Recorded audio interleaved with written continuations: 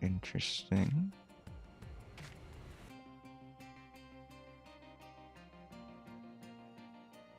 Well, that certainly is a problem.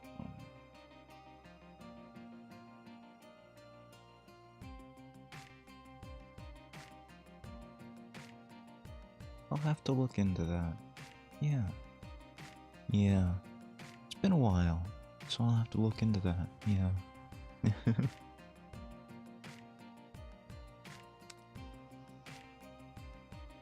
Okay, we can close that. That's done.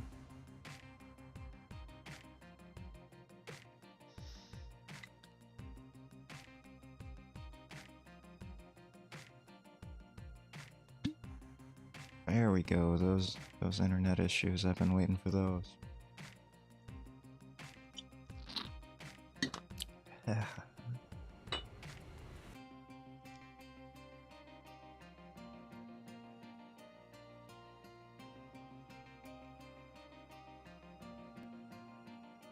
Okay.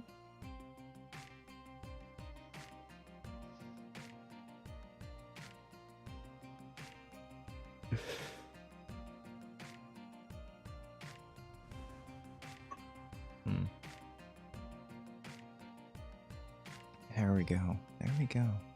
Yeah. Okay, I think we're ready now. Nope, not that button. That ends the stream. Don't do that, Hyde. How long has it been since you've clicked the right button? I don't know. But hey there. Hi there. Hyde here. And we're back with more ChatterBait. Isn't that great? We want a windowed projector. Forgot about that. Gotta have that. So old man Hyde can actually see things. First of all, I suppose I should talk a little bit about, well, the sound issue, right? So, last week, I might have sounded a bit different from usual. What did we get? Who knows? We're gonna buy some equipment first. Last week, turns out I streamed with all of my microphone filters off.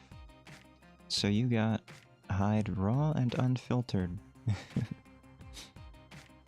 If that means anything. I don't know if it does, maybe it doesn't. Where? There you are. We want this one. This game used to give me like sales all the time. Now it's not giving me any sales. I feel like that was a newbie only kind of thing.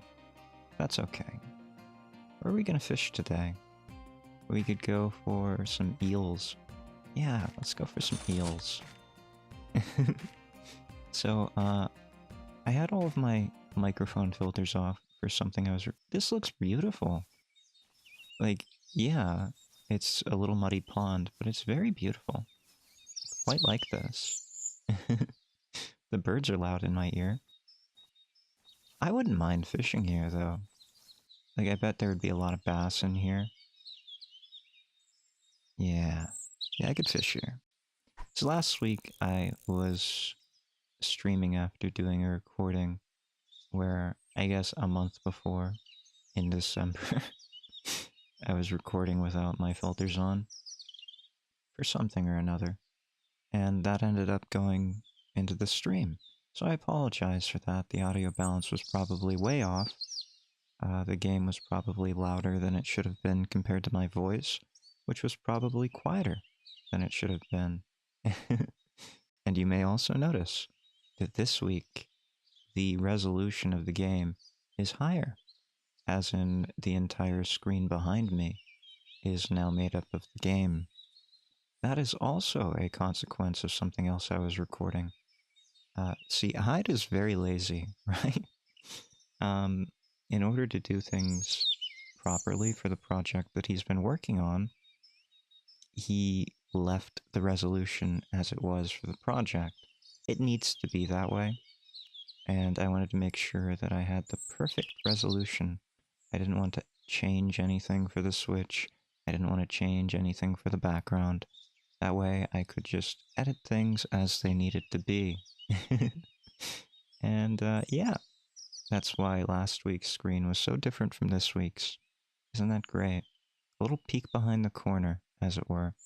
Hopefully this week is better for both resolution and sound. Yeah, I hope it is. Shall I talk about the project? That is coming along. It is happening. I am making it. I have all of the individual pieces now. I was very upset. Uh, I don't know how long ago it was. Maybe 3 or 4 days ago. I recorded the audio that I needed for it. And it was about an hour-long recording session. So it was a lot of audio, a lot of dialogue that I needed to write and read. Unfortunately, for whatever reason, OBS decided, you know what? We're not recording with the microphone that you usually record with. Instead, we have defaulted all of your settings back to what they should have been when you first started up OBS, which is not great. What did we catch here? What was this gross thing? Silver carp? I wanted to catch an eel. What do you think eels eat? Do you think eels eat, like, insects? Eels seem like one of those nighttime kind of fish that would just, I don't know, eat crickets and earthworms, don't you think? They're also very predatory, so maybe they would eat minnows. I think minnows ought to work. I think anything ought to eat a minnow, right? Like, smaller fish are just #1 on the food list for pretty much any predatory fish. I think it ought to work out just fine. What was I talking about? Oh, right. I was talking about my project, yeah. So that's all recorded now. I had to do it twice, unfortunately, because of the OBS issues. Which is not ideal, but you know, I gritted my teeth and I decided it'll be good enough. I'll just go back in and redo it all. And I did. The next day. So now I have every single piece I need to make that project come to fruition. Hopefully it turns out well. I'm not quite sure. It's causing me a few problems in the editing. I've done everything that I could possibly do to make the editing easier on myself. But in doing so, I think my editing software is actually revolting against me. I think the editing software is just... It's saying I'm trying to do too much, and maybe I am. So I'm looking into lighter weight editing programs, editing software that is for potato PCs like my own. So even if I have to steam a potato using the exhaust, I could do it. That's what I'm looking for. Something that I can actually use. I think I'm pretty close to narrowing down the list, and we'll see how it goes. It's going to be a huge learning curve to start over from a new software, but ideally it'll help me get videos out more quickly. That's what I'm really looking for. Like, I wanted... I thought it would be possible to get the project I've been working on for the last, I don't know, month now. I thought I'd be able to get that out next week. I'm not so certain anymore.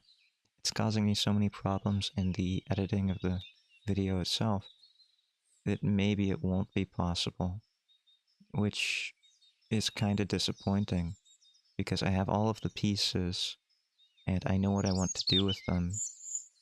It's just the software itself is not allowing me to do it. So whether it comes out next week or the week after, I don't know.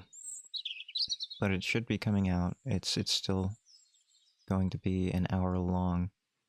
If it comes down to it, I can use my current software and I can edit the video into chunks and put them together in a second process. That's what happens when you have to use a potato PC. You gotta do it by chunk pieces, right? That should lessen the load on my computer while I'm editing the video. Very possible to do, just very time-consuming and frustrating. That said, I was editing the other night, and I was I was making some progress. I got about 4 minutes of video and about an hour of editing time. Which is not a good trade-off if you think about it. But I'm pretty happy with that, you know? 4 minutes is what? It was about 80 minutes, so, 1/20th of the project is almost done. That's pretty good. I'll take that. 20 more hours. Oof. I'm sure it'll go more quickly. Like, there were some things that I had to figure out and simplify. And I've managed to simplify the process, I think, so that it won't take me 20 hours. The final look, no. No B. No B. I think I just threw it back. That's fine. We didn't want that tiny fish anyway. No. Yeah. The final look at the project is going to be a bit different from how I imagined it would look. But I think it's going to be fine either way. And no one would know that it wasn't as intended unless I just said that, right? So I think that's fine too. I think what I wanted to do would just take way too much time, and I want to get the project out so anyone who wants it can enjoy it. It is going to be a very long video though, you know? Like, that's the only thing. I don't think a lot of people watch my channel for very long videos, but I don't know. I think it'll be a lot of fun. It was a lot of fun to record, and it was a lot of fun to just do all these different things that I don't usually get to do as a content creator on YouTube. Not because I can't do them, but because I'm doing other things. So I wanted to try new things with the project, and I'm very happy with how some of them have turned out. And the first 3 minutes or 4 minutes that I've actually finished, very happy with it. Very happy with how it turned out. It's a little bit off because of the second recording, but I think we can live with it. As a learning process, I'm very happy with what I've learned along the way. And that's really more important to me as a content creator than anything like numbers or views, right? Self-improvement has always been the name of the game for me, and I'm happiest when I'm learning and growing. That's what really makes me want to keep making content, you know? Learning and growing. Otherwise, what's the point? It'd be like a waste of my time just making content for, no purpose. Sure, it's nice when other people consume your content, but I'm a very selfish person, right? I am very selfish. And when I do something, I think to myself, how can I use this for myself? It's my hobby after all, right? It's my hobby. I should get something out of it. I should get some enjoyment out of it. And the things that I tend to enjoy these days are very much just self-improvement. If I can improve myself, I'm a happier person for it. And I know it's pretty strange to call it self-improvement. Like, what am I improving? Well, not all hobbies have to be practical, right? Like, self-improvement can just be for the expansion of one's own experiences and knowledge. I think that's what I really like about, this kind of hobby. It's the same reason I got into bread baking, right? To learn something new, to expand my experiences, and, in the end, to eat some good bread. In this case, I'm making videos that I want to make. I'm learning how to do things each time that I make one of these larger projects. So, content's gonna be pretty light until I get that project finished. That's just the reality of it. And maybe even after, if I decide to make even longer projects in the future. Which is possible, right? I got a lot of ideas that I want to get through. There are a lot of different things I want to try. And I feel like it's the right thing to do. Hi, Wintercraft. Nice to see you. Um, yeah, I have a lot of projects that I want to work through, and content might be a little bit light coming up. I'll be honest, my backlog from December is pretty empty right now, so I don't really have much to edit. I haven't been able to record. I've been sick as of late, and even after recovering from COVID, yes, hello. After recovering from COVID, uh, I ended up getting a sinus infection, so I wasn't able to record this week either. I think I'll be able to do it in the coming week. I'll be able to record a bit more, and we'll get some more short, long form content out there. Those things are very easy to edit. I don't really do too much to them. I don't really have the quote unquote zoomer style editing that's really fast paced with a lot of different cuts and a lot of different memes added to them. I know that's probably more popular at the moment. I watch a lot of channels like Roanoke Gaming where there's a cut every like 5 seconds and there are memes and images. And yeah, I get it. It's very engaging. But at the same time, I don't really think I want to make content like that. It's obviously not bad content. I watch it, I enjoy it, but it's not what I want to make. No.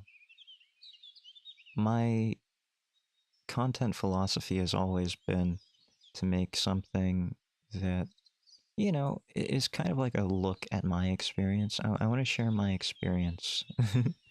I was watching a tribute to Steve Irwin, and Steve Irwin, he was a wildlife conservationist, Australian. I'm sure a lot of people know who Steve Irwin is, but for those of you who aren't from like the US and didn't have Animal Planet, he was basically a crazy crocodile hunter type guy. But as a conservationist, one of the things he used to say was he wants to share his wildlife with us. And that's kind of how I feel about content. I want to share my experiences with games with everyone here. Yeah. I think sharing experiences is very interesting, right?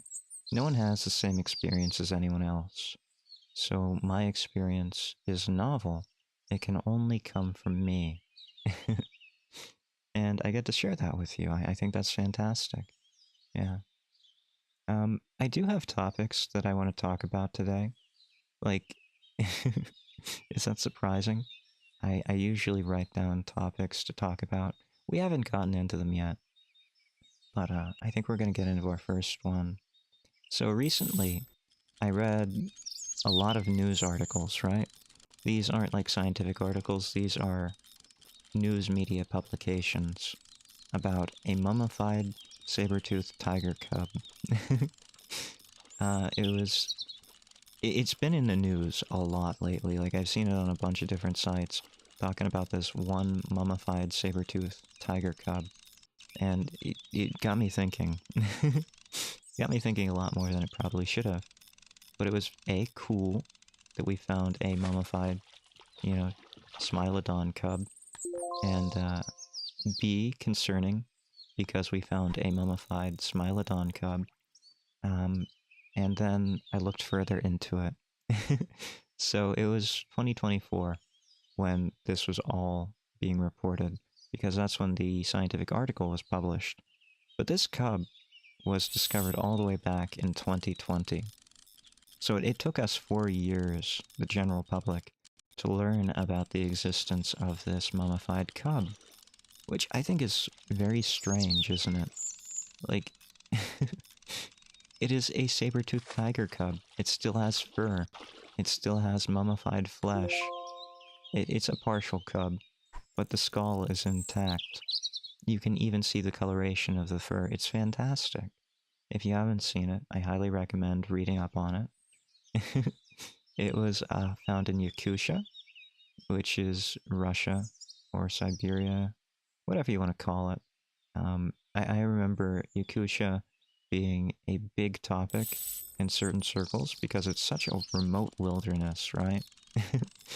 So, I'm gonna preface this by saying I think you can find good people anywhere, right? And a lot of people, or a lot of places on the internet get bad mouth, you know, just because they're a certain community. So, Reddit often gets picked on for, you know, being a Redditor, or 4chan gets picked on for being what 4chan is. And yeah, some of the, some of the, well, some of it's justified and a lot of it isn't. I will say that you can find good people anywhere, though. So, I remember first reading about Yakutia in green text about cryptids. So green text come from 4chan. It's a very distinctive writing style, narrative crafting. And there were a bunch of green texts about this one place, about all these wild monsters that lived on the frontiers. It was very fascinating. It was very Lovecraftian in a way. Lovecraft would always talk about the monsters at the edge of human knowledge, and I think that's a fantastic theme. So I really got into it.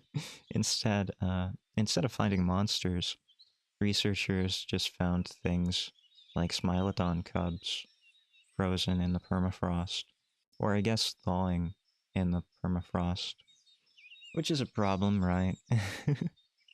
um, because the permafrost is no longer perma, we're going to find new things uh, being uncovered as things start to melt, which makes sense. So it's very cool that we found something as things have melted. It's very concerning that we're finding things as things are melting. Who knows what's in the ice, right? What's in the permafrost? What's in the frozen soil? In the wild wastes out there beyond our knowledge. Anything could be out there. Massive viruses are out there. Other mummies are probably out there too. Just a matter of finding them, right? Like, who knows what's out there? We couldn't even begin to guess. Well, okay, we can guess the general time frame. Like, saber-toothed tigers, right? They lived something like 2.5 million to 10,000 years ago, right? So they definitely interacted, or could have interacted, with life forms like early man when we were alive. Now, it is debated on whether, you know, human populations would have come into contact. Probably did, would be my guess. Probably did. I think the evidence is there, because the smilodons, that's what they're called, by the way. Did you know that saber-toothed tigers aren't actually tigers? They diverged from cats pretty long ago. I think it was 20 million years. Don't quote me on that number. I'm not a vertebrate paleontologist. Anything with spines, yeah, not really my field of expertise. But smilodons are pretty cool, and every child knows about smilodons, which are what they're actually called. Isn't that a great name for a saber-toothed tiger? Something that comes around, could probably murder an entire family of early humans. Yeah, call him a smilodon. Makes sense. Smile pertaining to teeth. I get it. But at the same time, can't you name it something more ferocious? Like T-Rex gets Tyrannosaurus Rex, and Smilodons get Smilodons. There's just a big gap between the naming senses of people who named these prehistoric animals, right? And here's the thing, like, Smilodons aren't exactly prehistoric. They existed at the same time as early man. And I say early man, but I mean like early civilizations. We're talking like 10,000 years ago. Do you know how recent that is? Geologically speaking, that's pretty darn recent. So, I don't know.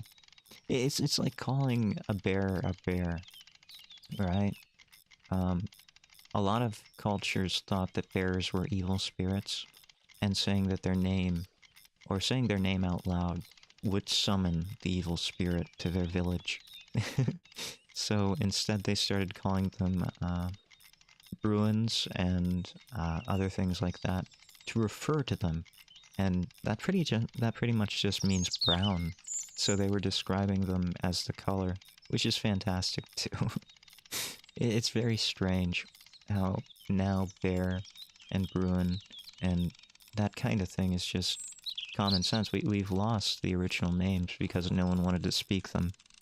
So in a sense, maybe it's not prehistorical, right? Like, even if they coexisted with early man, there might not be any record of what early man called them. In that sense, are they historical? No. They're prehistorical because they're not written down. Very interesting to think about. Yeah. um, I keep wondering what else we're gonna find in the permafrost, right? It really could be anything. The simple answer is going to be fungi, spores, and plant pollen. Like, there's a whole field of study dedicated to plant pollen and microfossils and all that kind of stuff. And finding it in ice core. Ethical questions of, well, we have the technology to actually, I guess, get the genomic data for these creatures and organisms and potentially reinvent it, recreate it, and remake these animals, right? It's not even going to be Jurassic Park where you have to use frog DNA, which is ridiculous. Can I talk about Jurassic Park for a quick second? Jurassic Park is the craziest idea I've ever seen. It's generally accepted that DNA has a half-life of, I don't know, I think it was like 5 million years. So you're never going to find dinosaur DNA. We're talking like 65 million years ago for a T-Rex. So that's several orders of magnitude over the half-life. I guess it's just like an extra order of magnitude, and then some. But that's quite a long time for the DNA to be all degraded. And it doesn't really matter how long or how well preserved it was, right? Like, the stuff degrades. That's just how it works. Sure, better preservation means longer time, but that doesn't mean anything when you're talking millions and millions of years. So no, we're never going to have Jurassic Park, but we could have woolly mammoths, and we could have smilodons if we wanted them. And I kind of do. You know, I kind of do want a smilodon. The problem would be finding a way to actually birth a smilodon, right? Like, any living animals are probably too distant for a smilodon to be viable, right? Like an implanted smilodon. Even if we could run the genetics, even if we could recreate them, like, we'd still have to create haploid cells, we'd still have to create eggs and sperm for the smilodon, and then we'd have to find a suitable host. Yeah, but we might be. And it's possible with CRISPR technology that we could just use the genetic data itself and implant the genetic data into a suitable host, like an actual tiger. Although I doubt a tiger would really work too well. One day we might be able to do that, and we might be able to just use CRISPR technology to get ourselves a smilodon. We're not too far off, but I keep hearing that the immune systems of organisms are so complex that whatever we do with CRISPR gets undone by our immune systems somehow. And the next big hurdle is making sure that whatever edits we make don't get undone by whatever systems we don't know about yet. So we're not quite there with CRISPR yet, thankfully. We don't have to worry about that. We don't have to worry about Smilodon petting zoos or riding, Smilodons into battle. Which I kind of want to do, right? Like, there were people who used to ride bears into battle. You have to train them early. You have to put a saddle on them so they know not to buck the rider off. But you can do it. You can train a bear, and you can ride it into battle. And you could do the same for a Smilodon. And I think that'd be pretty intimidating. Like, I think that'd be more intimidating than just sending a drone strike towards someone, right? Like, think about the implications of that. Your enemy has the ability to revive extinct animals, breed them in numbers that they can put them into, you know, some kind of armed force, and then have people ride them into battle. Not because it's practical, but because it's cool. Like, a lot of warfare isn't about actually doing damage, right? It's about intimidating the opponent enough until they stop, right? Yeah. Like, mines aren't really designed to kill people. Most mines. Well, okay. Some mines are designed to kill people. But a lot of mines are designed to maim people. Why would you maim instead of killing someone? It's very, very simple. Very cynical, but very simple. If you maim someone, then you have to have someone else take that maimed soldier off the battlefield. You have to have one arm around the guy.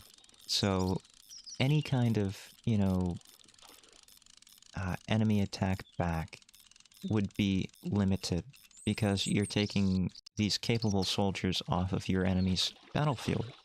It makes a lot of sense, right? And then there's even more cynical aspects of it, right? Like, this is horrible that humans think this way. Don't get me wrong. Humans thinking this way is not great, but it's the truth of the matter. Then these people, these soldiers that were well trained, you spent a lot of money training them, feeding them, sending them through the paces. They have to be treated, and that uses more resources to treat them. And then when they're treated, they have these disfiguring scars or mobility issues, or who knows. And that's very demoralizing too, because those people get sent home, and then people see that and they say, consequences of war. And yes, that's good that people realize war is like that. War is not clean, it's not neat. It's very bloody, very messy, very dangerous. And there are huge sacrifices made by these people to fight these wars. And their disfigurements, their mobility issues, in addition to causing drains on, you know, the society that brings them back in, which I don't like to call them drains. Let's call them, what would you call them? Resource expenditures are necessary, right? Like, they've earned it.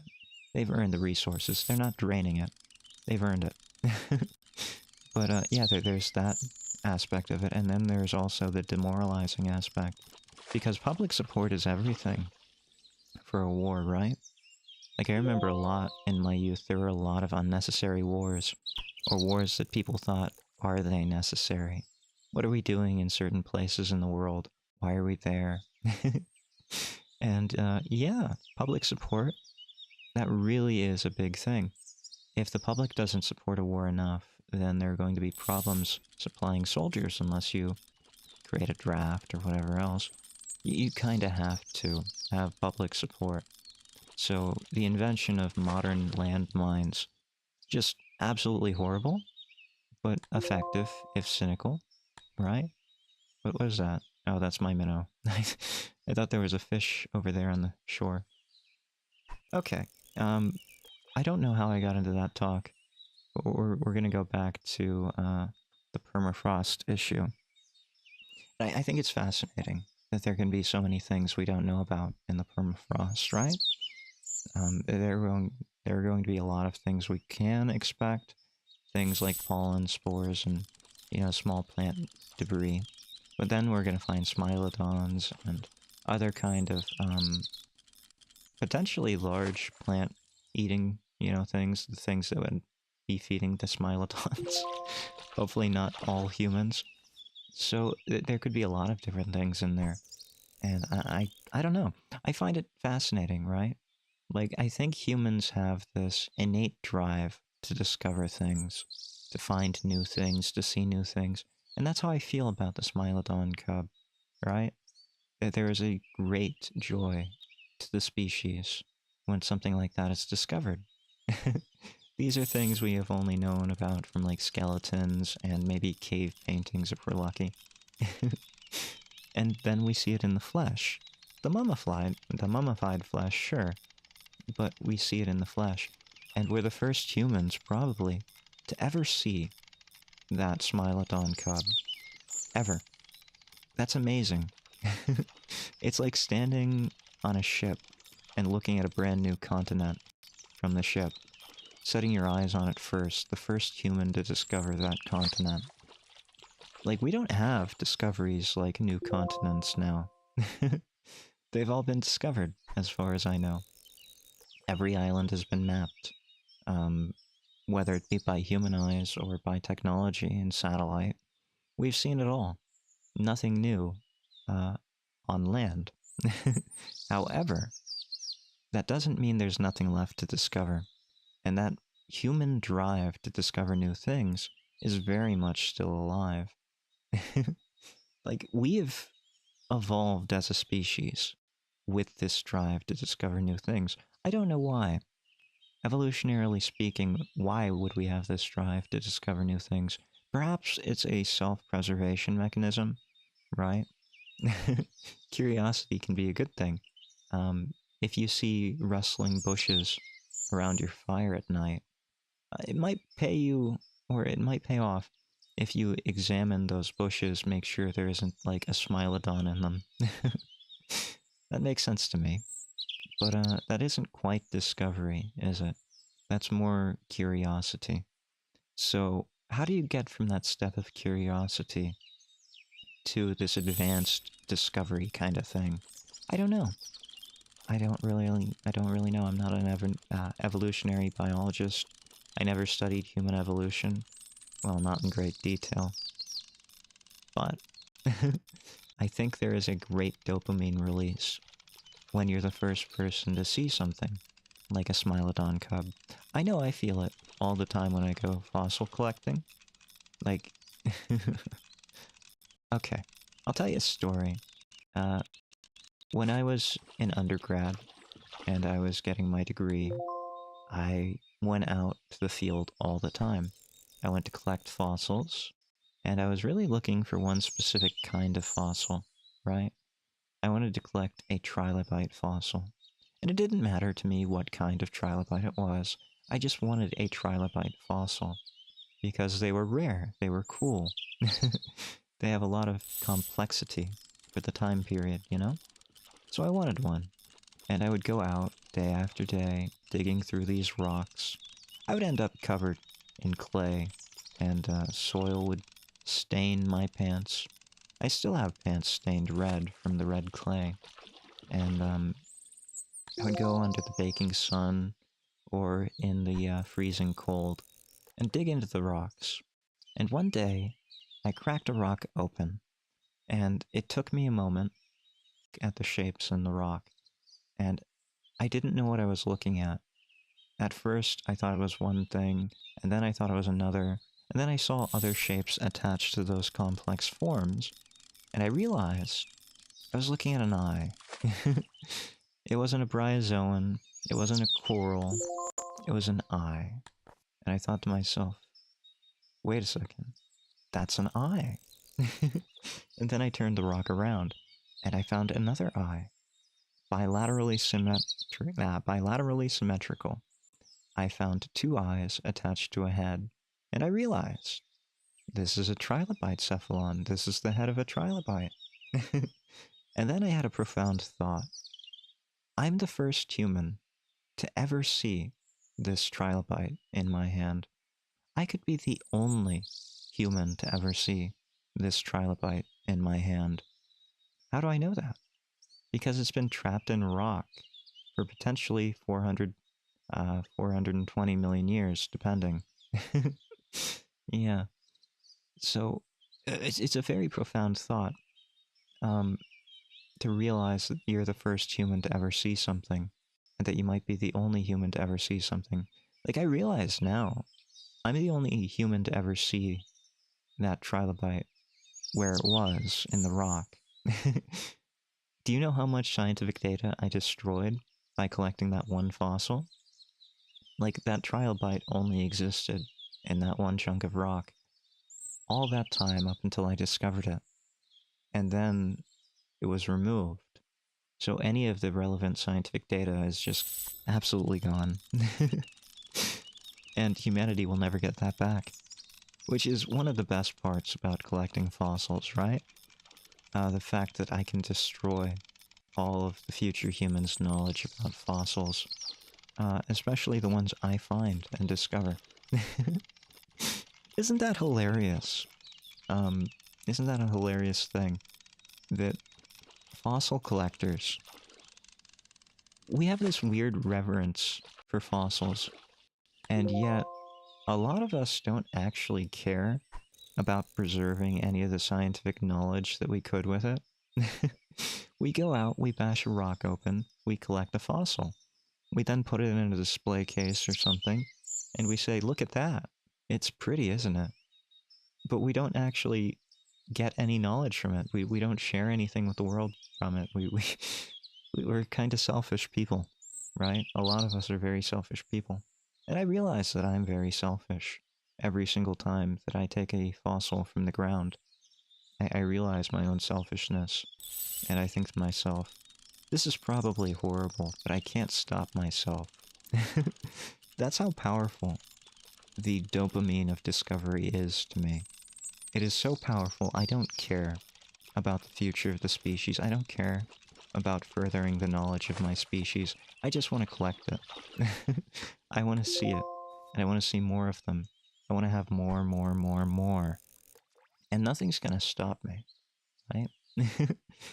In a way, I think that when a parent sees their child's face for the first time after birth, it's probably very similar, right? The joy of seeing your own child for the first time. I don't know. I don't have children, but I'm pretty sure birth and collecting fossils is pretty much the same thing when it comes to dopamine. That's what I think, at least. Yeah. I could talk about that for days and days and days. I really do feel, though, that I am doing the species a huge disservice every single time I collect something. But then, on the other hand, I think to myself, well, these are fossils that perhaps no one else would ever find. So maybe I'm preserving something instead of just destroying something. Like, yes, I'm not doing it optimally. I'm not preserving all of the data I could when I collect a fossil for my collection. But at the same time, like, it still exists because of me. It didn't get broken because of freeze-thaw cycles. It didn't get eroded and weathered because of weather. It still exists because I collected it, and I put it somewhere dry. So, yes, I may have destroyed some of the viable scientific data, but at the same time, I also preserved the specimen so that it could be studied, at least partially, if anyone ever cared to. And I used to care about that kind of thing. Like, I used to be quite fastidious about the data. Um, back when I was still an undergrad, I actually cared about that kind of thing. And I wanted to do more, right? Like, my problem was I wanted to do more scientific data collection than I actually could do at the time. There were techniques that were just coming out for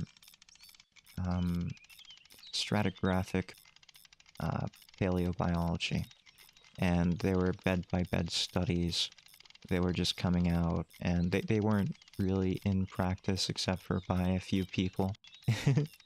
And I met some professors who actually thought, no, it's a nice idea, but it's not practical. And I realized pretty quickly, well, for me it's not practical. I don't have all of the fancy gadgets I need. I don't have the expertise. I don't... So yeah. I realized pretty quickly a lot of scientific information is just lost because we don't have access to what we need to have while we're collecting it. So I felt a lot better after that, realizing that it was just too impractical to actually do bed-by-bed studies and say, okay, we're gonna do fine-grained detail collection. Sometimes you just have to focus on the bigger picture and collect what's possible.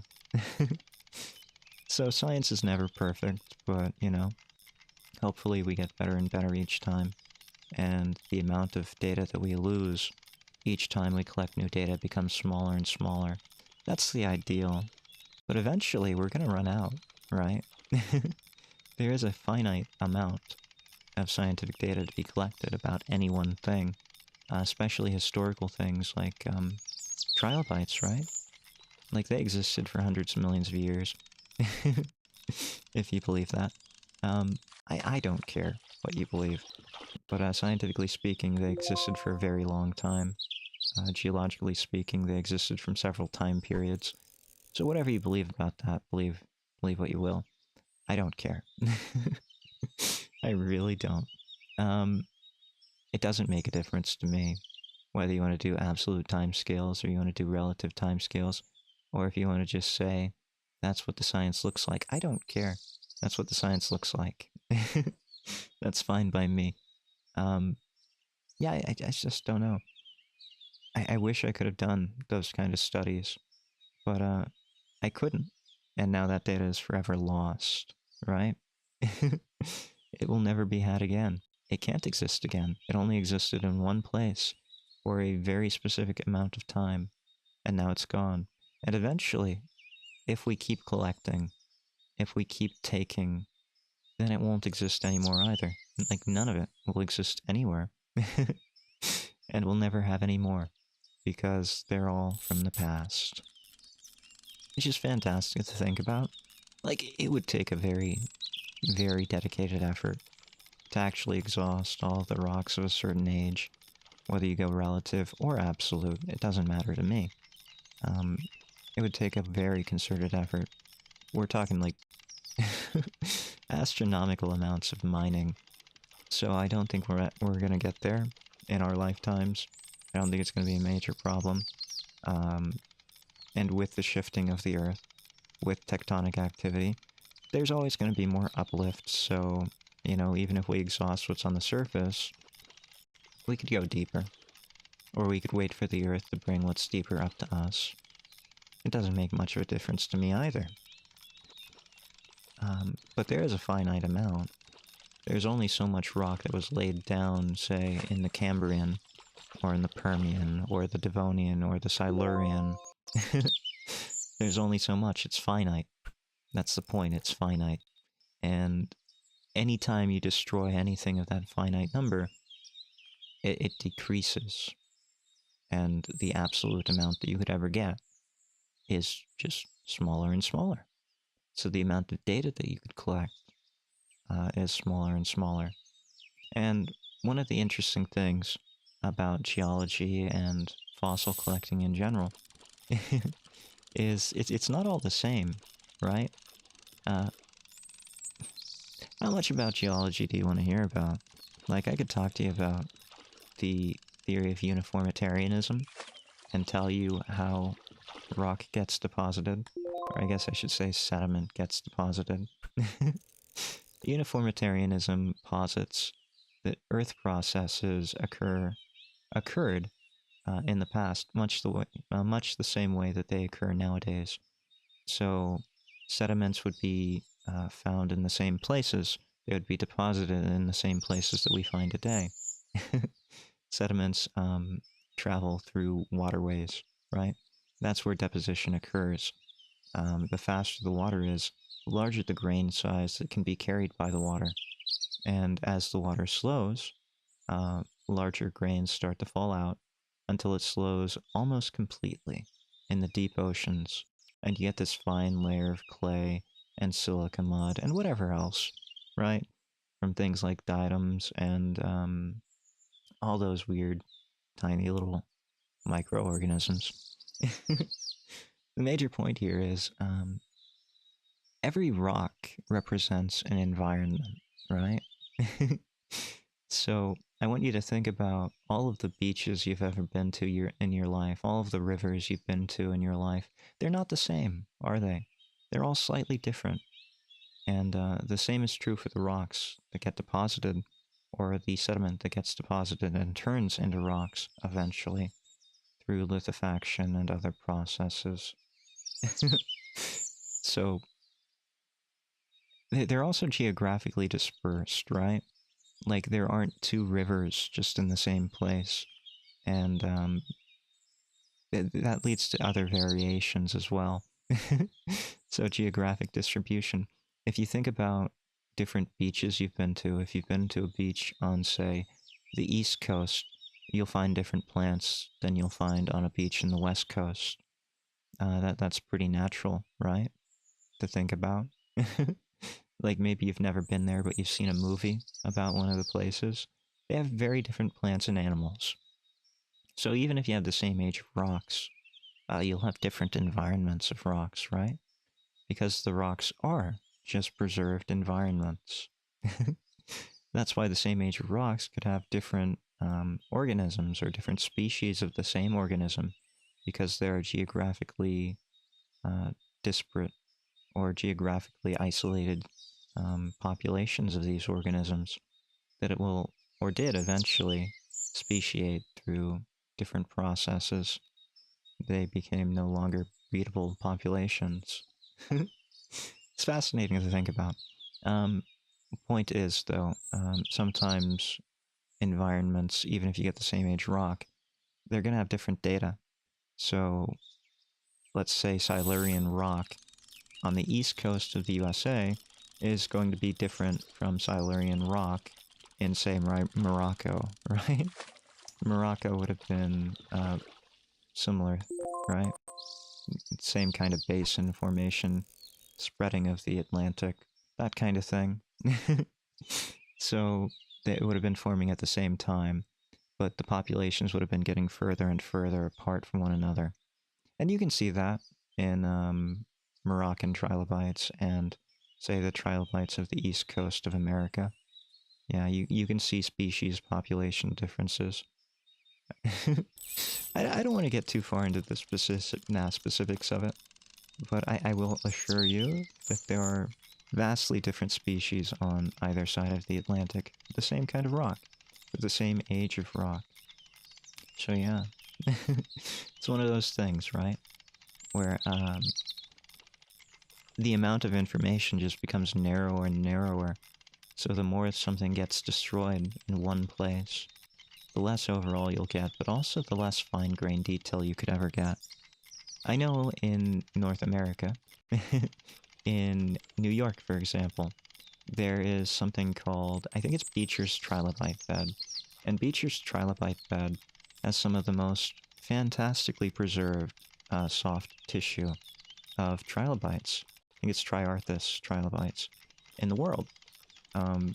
Usually soft tissue does not get fossilized, but in this one environment, because of specific chemical gradients or specific sediment deposition processes that were rapid, whatever happened. You could argue about that too. I'm not gonna. Whatever happened, the soft tissue got replaced or encrusted with pyrite, which is iron sulfide. It's fool's gold. So all the soft tissue is pretty much preserved as fool's gold. Well, at least some of the soft tissue. It's not perfect, but it's a lot better than anything else.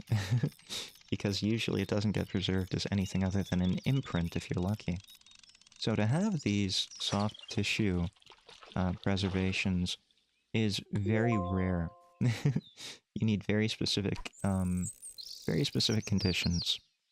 And in the case of Beecher's trilobite bed, it got mined pretty darn heavily to the point where they thought that there were no more, that they would never find any more,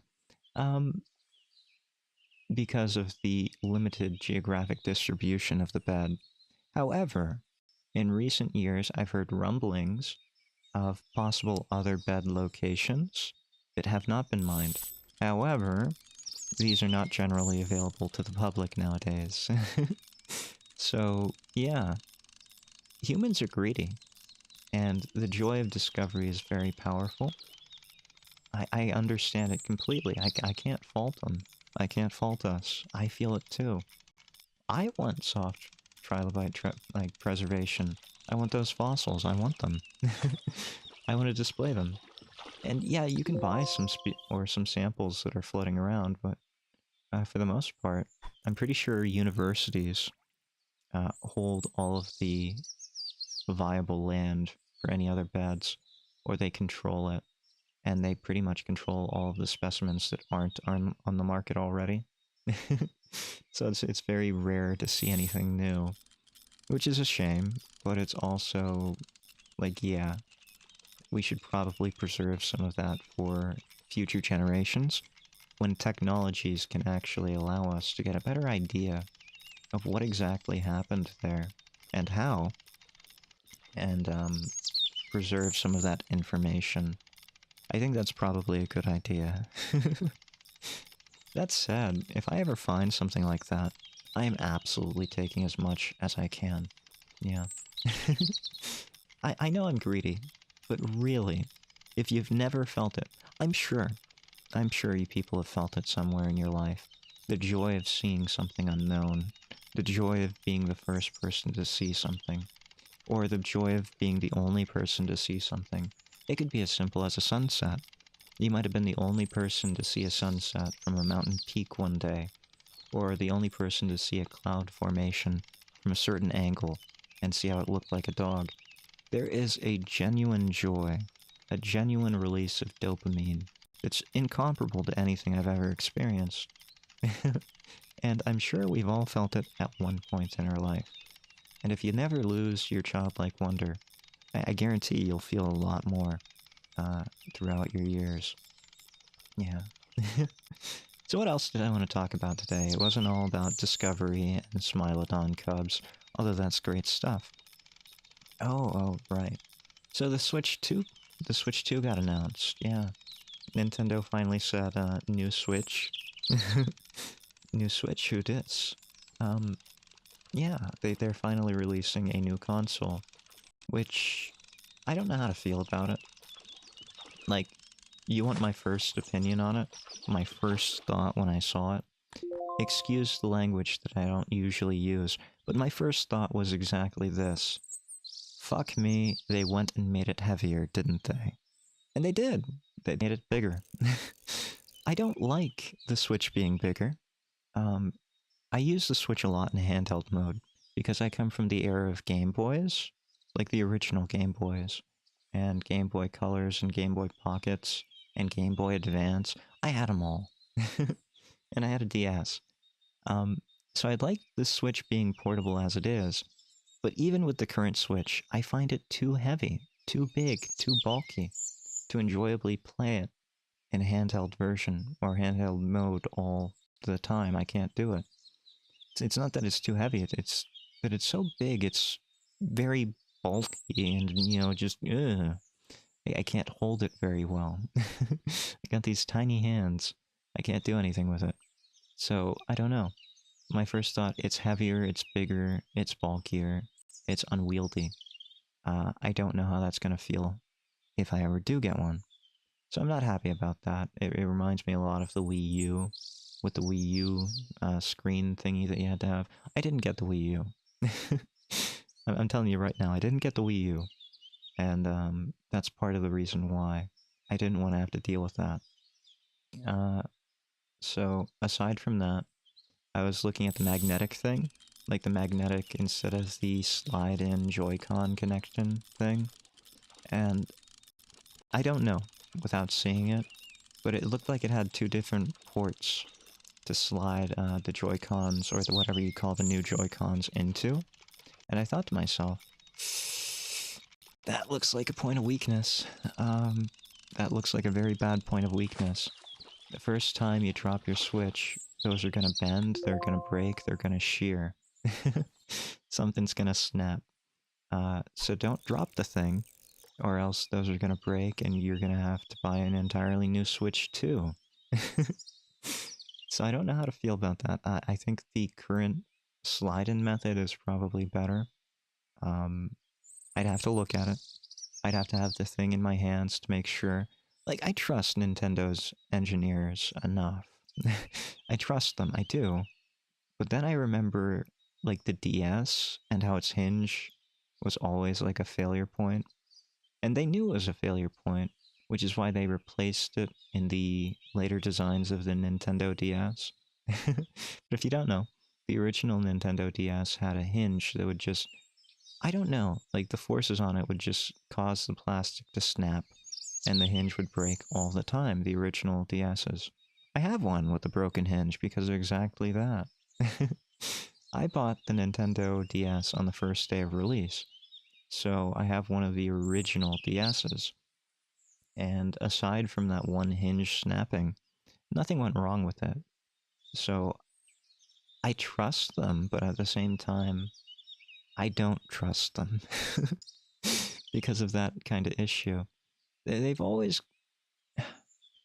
I okay. Like, look at the Switch, like the first Switch as well. Um, the OLED came out and fixed a lot of problems in the initial Switches, right? So, I, I, I don't know.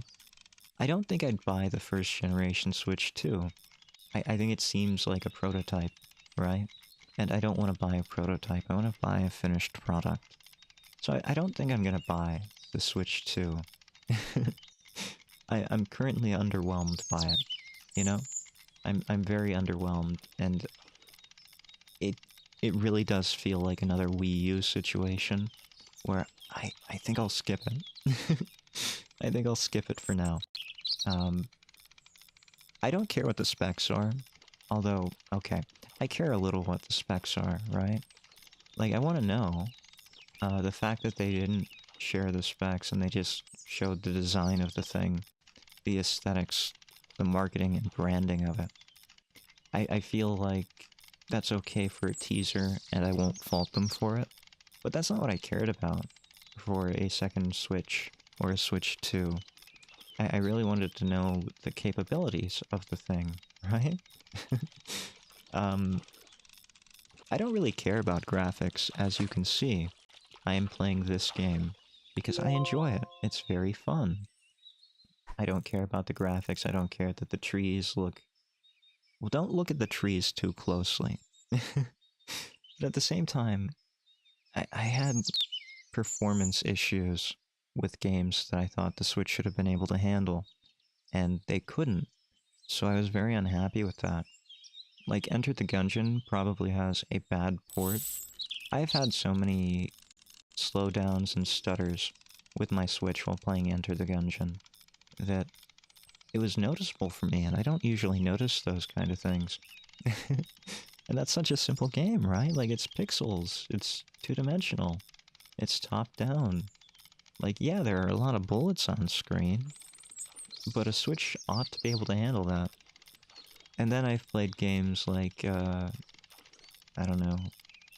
Well, I've played a lot of three-dimensional open-world games. I played Tears of the Kingdom on the Nintendo Switch. And it handled it just fine, so I don't know. I think there are probably going to be issues with the first gen Switch 2 that I just don't want to deal with. But that's how I feel about it. So at this point, I'm underwhelmed. I don't even care. Especially because they made it much more unwieldy for me. They don't really think about people with tiny hands, do they? Like, when I buy gloves, I gotta buy smalls. I gotta buy small gloves to make sure they fit. Yeah, that's how I feel. So, on the bright side, I do see one positive towards the Switch ending its life cycle. Uh, because Nintendo just announced this out of the blue, and the next release thing is going to be what? April? Whether they release it in April or whether they announce it in April and share about the specs of the machine, I don't know. Uh, I don't really know what they're going to do with that, but something in April is going to be announced or released. I'm sure that a lot of people who have been developing things for the Switch are panicking. I've seen it happen. There have been a lot of e-sales and physical sales for Nintendo Switch games, which I'm very happy about. I already have a lot of games that I still have to play on my Nintendo Switch. I've got things like The Sinking City. I've got things like, well, I don't want to get into all of the things that I have, but I have a lot of things that I want to play, and I haven't gotten around to it yet. Some of them are for content on the channel, and some of them are just for my personal entertainment.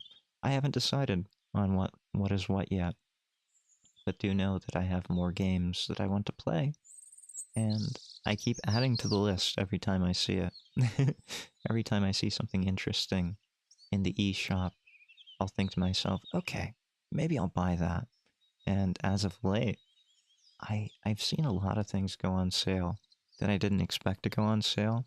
And I think it does have to do with the sudden announcement of the Switch 2. So I'm very happy for that. That's like the happiest thing about the announcement of the Switch 2 for me. That things are going on sale that I can play, that I'll enjoy. Yeah, I'll be very happy for that. I'm looking forward to a few things, hopefully, that I can get. I'm sure, given a sale coming up, I'll find new things. Yeah. And eventually, when the Switch 2 does come out, I hope that the Switch 1 games go cheaper. Because there are a lot that I didn't play, right? I bought a lot of indie Switch titles, and I've bought a lot of sale items for older consoles. But at the same time, like, I'm looking forward to getting some cheaper versions of Switch games.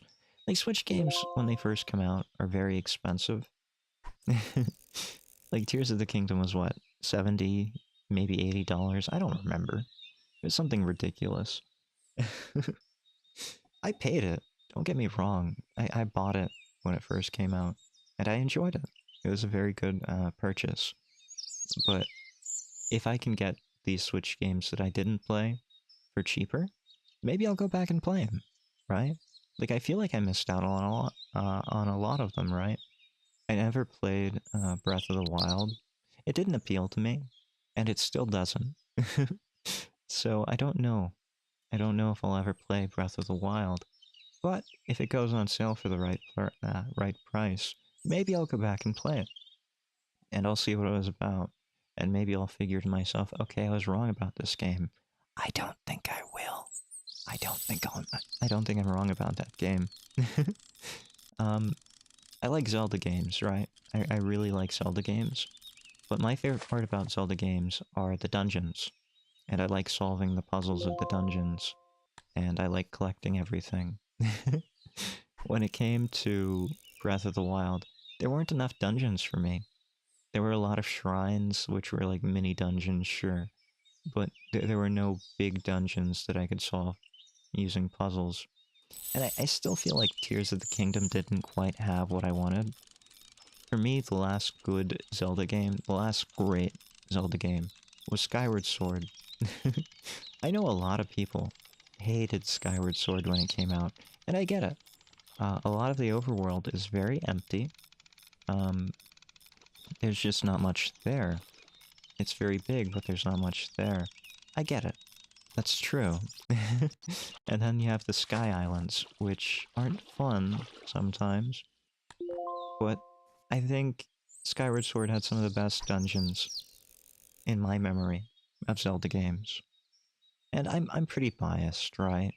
Like, my first Zelda game was probably uh technically Zelda 1. For the NES, I think. Yeah, Zelda 1, which I really enjoy, right? Like, I really enjoy Zelda 1. Zelda 1, I have the Game Boy Advance cartridge for Zelda 1, and I would play that all the time. I really would. And yeah, I 100%ed the first quest for Zelda 1, and I didn't ever finish the Master Quest.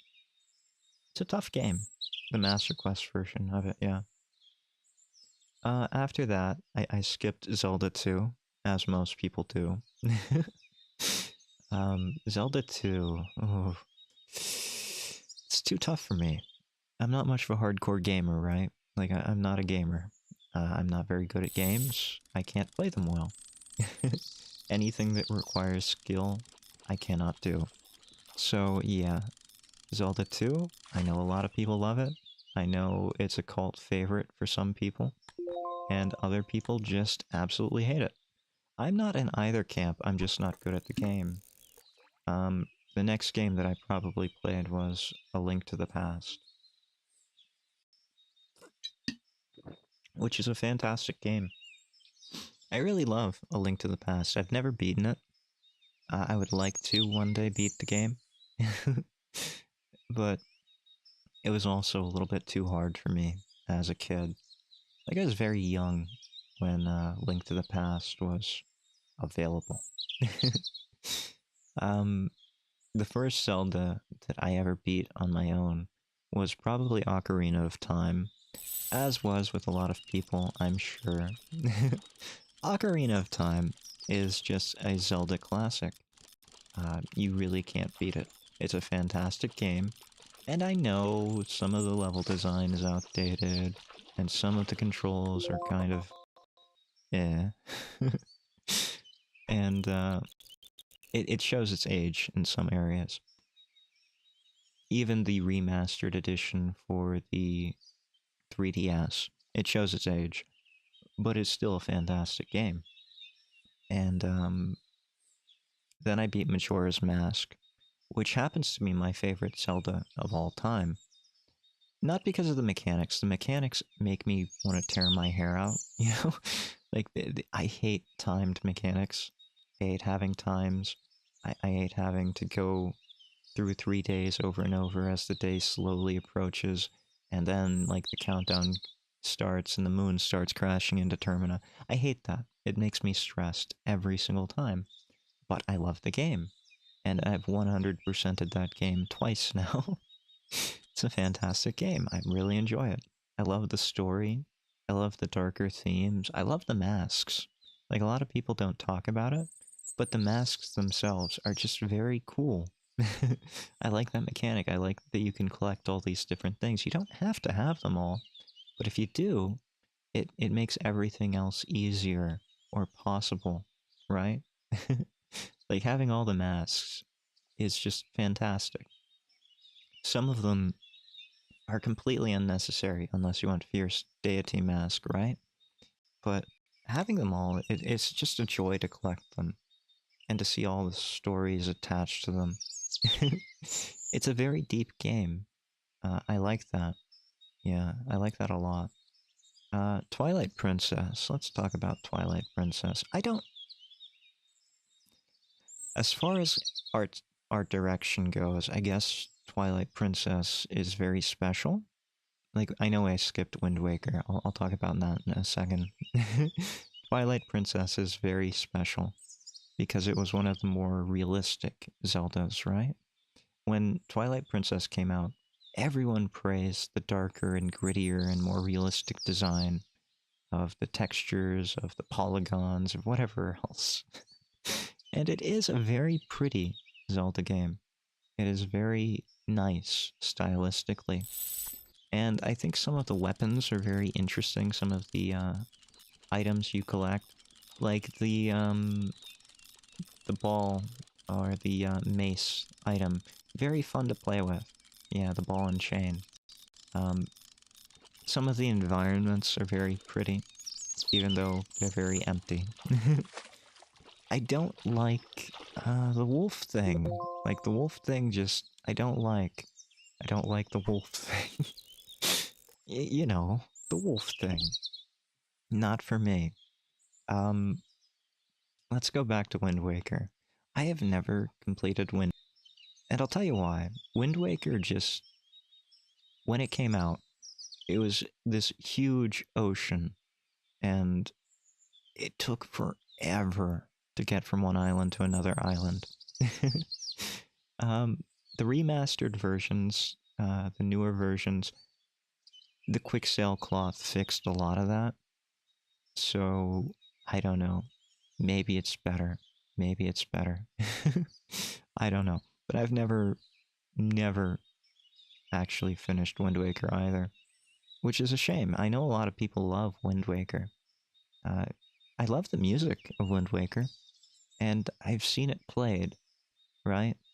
Like, when I was young, my brother used to play it. And I would have the Game Boy Advance, and I would have the little connecting thing, and I would use the tingle tuner or whatever it is, and I would drop bombs on enemies. I thought that was fun. I thought that was a neat mechanic, having the tingle tuner and being able to connect the Game Boy Advance to the GameCube while playing Wind Waker. A lot of fun. Highly recommend it. So that was me experiencing that game. I never had a desire to play it though. It just took forever on the open oceans, and I didn't like that. They were just open ocean, water world. No, thank you. Uh, yeah. Now I did play Phantom Hourglass, and I enjoyed Phantom Hourglass. I think Phantom Hourglass gets a bad rap, right? Like, the only part of Phantom Hourglass that I hated was the actual Phantom Dungeon or whatever it was, where you had to get the hourglass itself. Yeah, that. Again, it had the time limits and, stealth mechanics, and eventually you can kill the phantoms, but you can't really do it initially. So I didn't like that. But I loved the world of Phantom Hourglass, right? And I loved a lot of the weird creatures, like the Yeti folk. Those were interesting. And having a DS version with some of the items was very cool. I liked how they implemented some of the items, like the grappling hook thingy. I think it was a grappling hook. It was very nice. I liked it. Very smooth playing. I liked collecting the ship pieces. So yeah, I had a lot of fun with Phantom Hourglass.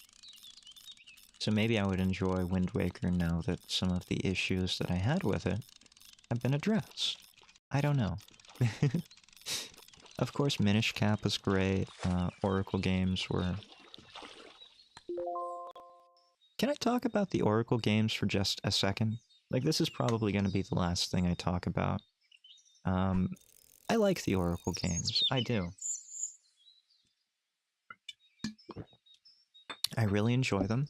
I think they're very interesting from a mechanics perspective, from a story perspective.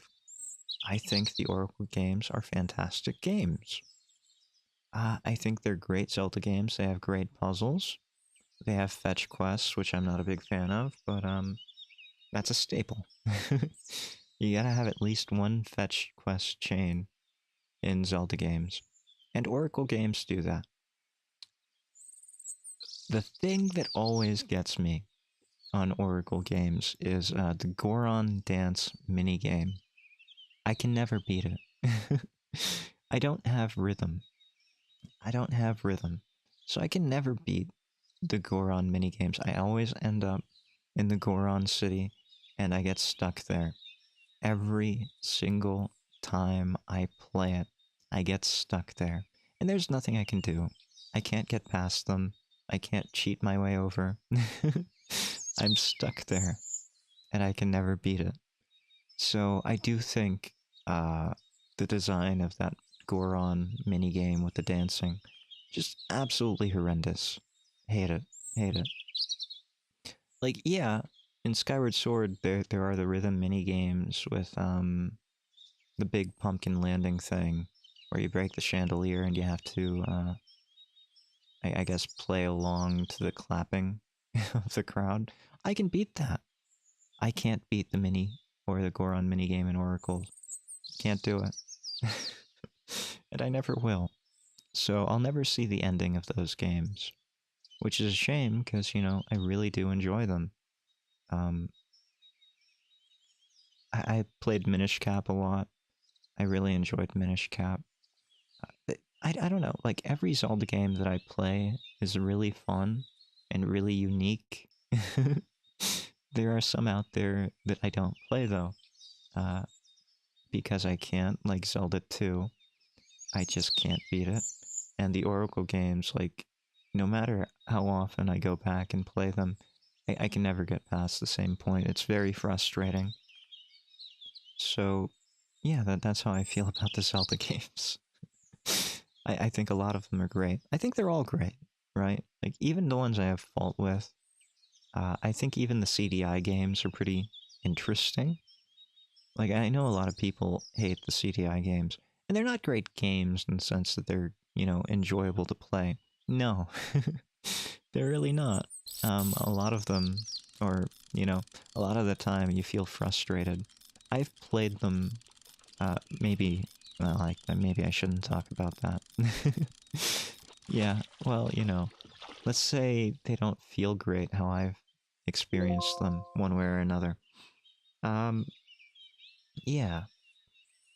But in general, like, even the ones I can't play or don't like, they're still good in their own ways. They have interesting things. I think this is where we're going to end it today. I appreciate you all stopping out or stopping by, hanging out, listening to me talk about smilodons and the Switch 2. Yeah, I had a good time. I hope you enjoyed the fishing. Um, I love you all, and I will see you all again next time. But for now,